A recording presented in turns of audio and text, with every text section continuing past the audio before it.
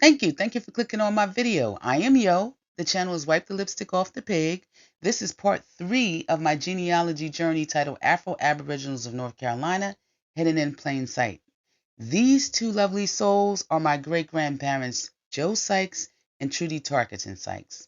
And I distinctly remember going on vacations with my parents to spend time on my great-grandparents' farm as a child.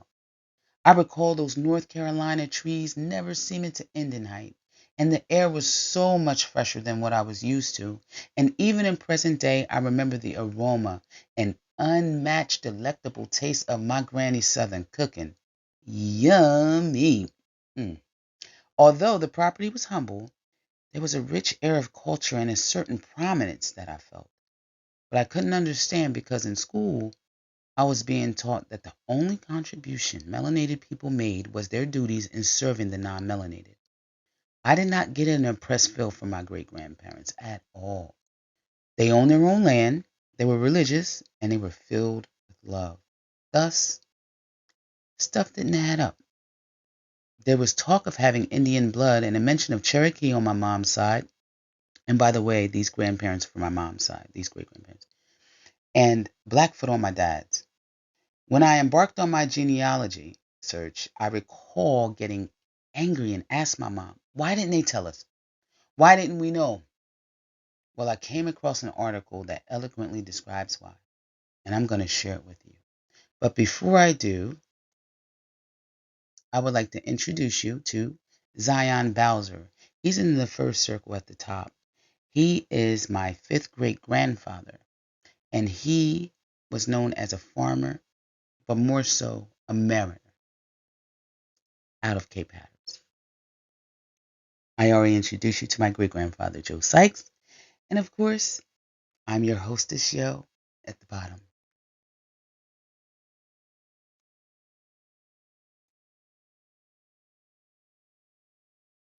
Fair use for purposes of criticism, new reporting, and teaching, educational purposes. This is from the coastalreview.org. So just in case you research this article, you will see it looks like this. There's Captain Joe Berry and his longtime mate. I guess that's Billy Brown, William K. Billy Brown, the boy. So anyway, just want you to be able to see. So if you go looking for it for yourself. Okay, that lovely lady in the left-hand bottom, that is Marilyn Berry Morrison. And she's the one being interviewed. So let's begin. Editor's note. Some outdated racial terms that today are considered insensitive or offensive are used in this story, not out of disrespect, but solely because of their appearance on official records. Growing up, she was urged not to speak of her indigenous roots. In our family, we were told not to talk about it, recalled Marilyn Berry Morrison, chief of the Roanoke Hatteras tribe of the Algonquian Indians of North Carolina. This fear, which has been embedded from generation to generation, is often still found among the local Roanoke Hatteras descendants today. We have active tribal members who don't want to put in their paperwork to make them an official tribal member, Morrison said. Centuries of fear of forcible removals, government-sanctioned land stealing, and even government-sanctioned disembodiment took its toll. Many years ago, if you claimed to be Indian or Native American, you were disembodied, okay? So that fear has trickled on down through generations, Morrison explained. Even having President Theodore Roosevelt say that a good Indian is a disembodied Indian. It really had a tremendous impact on being called Native American, and that is who we are. She has become an outspoken advocate of the tribe and believes others will follow suit. I believe in time we'll get rid of that fear once they accept who they are, know who they are, and speak about who they are, she said. That will give them the confidence that I feel is what impacts the feeling of fear, Marilyn Berry Morrison. Morrison has led the effort for official state tribal recognition for the past 12 years, an involved, frustrating process that inherently doesn't make sense to her.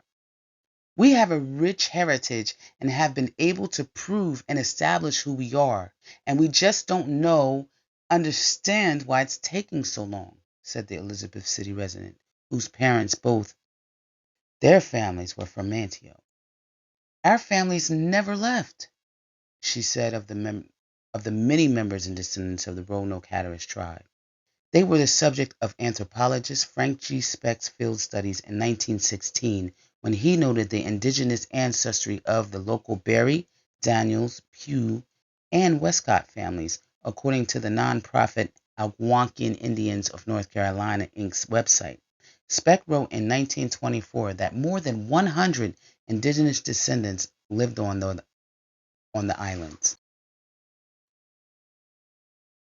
Between the 1890s and 1900s, Morrison's ancestor, Joseph Hall Berry, along with Lemuel Collins and Thomas Scarborough, bought property in Roanoke Island's Butt Swamp area, land that would become the center of the distinct Indian community on Roanoke Island, according to ncalgonquians.com.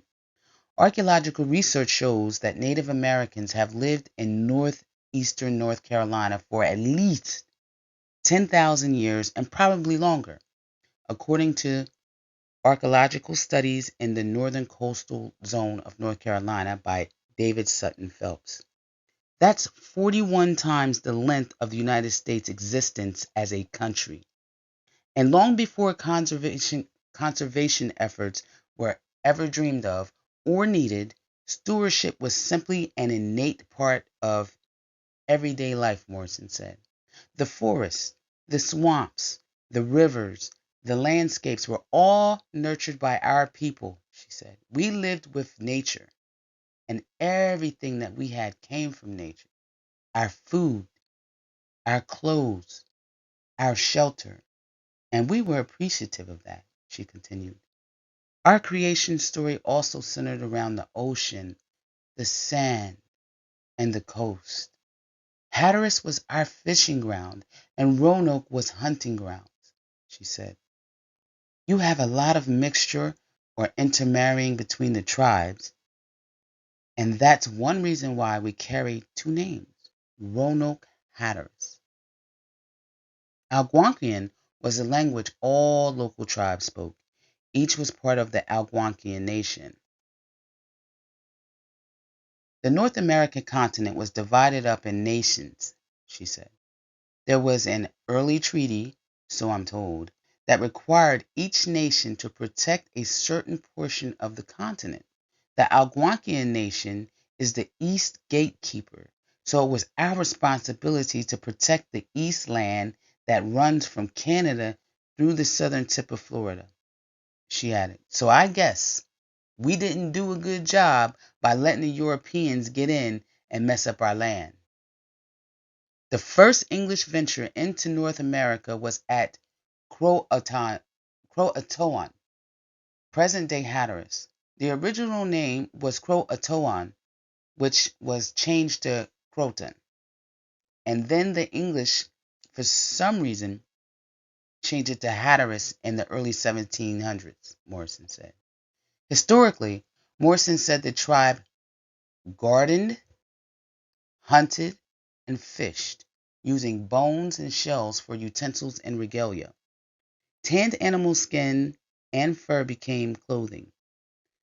We also only took from the land what we needed, and there was no waste, so conservation was key, or is key, Morrison said.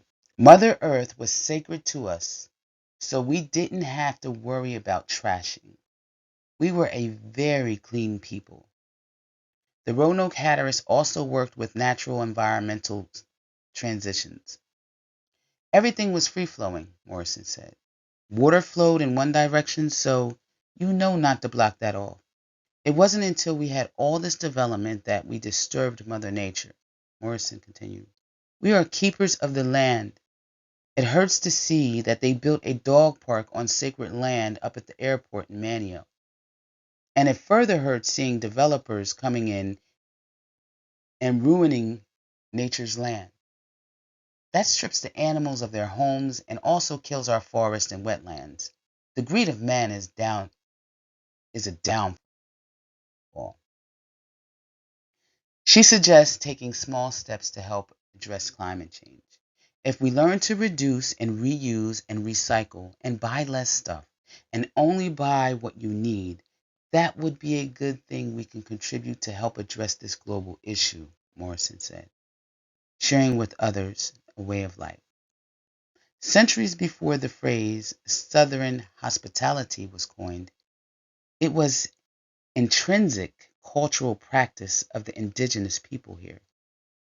In 1584, foreigners arrived at the coast of present-day North Carolina for the first time. Chief Wingina ruled several tribes then, including the Roanoke Hatteras, with more than 30 sub-chieftains under him. His wife stood on the shore and invited in these Europeans according to the tribal oral history. She welcomed them in the village, and because they didn't know what she was saying, she had braves come out, Morrison said.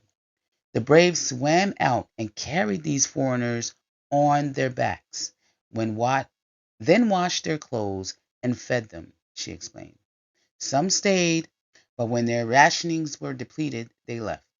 Following a disagreement about a silver cup, the foreigners beheaded a tribal chief, but not Wingina. But he was later beheaded, who was also beheaded, but later.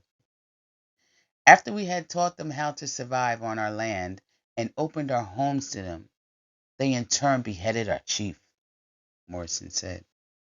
David Stick wrote in Dare County, A Brief History, that soldier Ralph Lane led 107 men in the second English expedition to the area, staying on Roanoke Island through the winter of 1585 to 86. Lane depended on the Native Americans to provide food for him and food for him and his men as they searched for gold in the sounds and rivers to the west. Despite their friendliness, Lane considered the Indians savages and barbarians and treated them in a high-handed manner, culminating in a surprise attack on an Indian village in which a Roanoke chief and several other Indians were disembodied, Stick wrote. From then on, the Roanoke Indians refused to give further help to the Englishmen, and by spring, Lane's forces were suffering from an acute shortage of food. Lane's attack on the locals who were feeding him didn't make sense to the tribe then or now. It's hard to understand what their plight was, Morrison said. Many books tell us we are savages. We were not the savages. We didn't scalp. That was not our custom. That was a custom that was brought here. Juan Cheese viewed the Europeans as being not very good for us, and he also helped Wingina see it that way, Morrison said. I know things separated, especially when Manio was made Lord of Roanoke. That didn't really sit well with us. Followed with Wingina being beheaded. She added, Manio is a touchy subject with me because I looked at him as being a traitor. He sold us out. The custom of hospitality nonetheless lived on, according to Morrison. Algonquian practice at hunting quarters was for all to partake of any game disembodied, so all fare alike. F. Roy Johnson wrote in his 1972 book, The Algonquians, Indians of that part of the New World first visited by the English. Morrison's grandfather, commercial fisherman Captain Josephus Joe Berry, staunchly practiced that ethic. His longtime mate William K. Billy Brown's 2006 book includes the things he learned from my grandfather, Morrison said. A number of the things that he learned were Native American customs in regards to trapping, fishing, hunting, and just how to conserve. As a fisherman, Joe Berry was one of the very best. Brown wrote in Mullet Roar and Other Stories by an Outer Banker.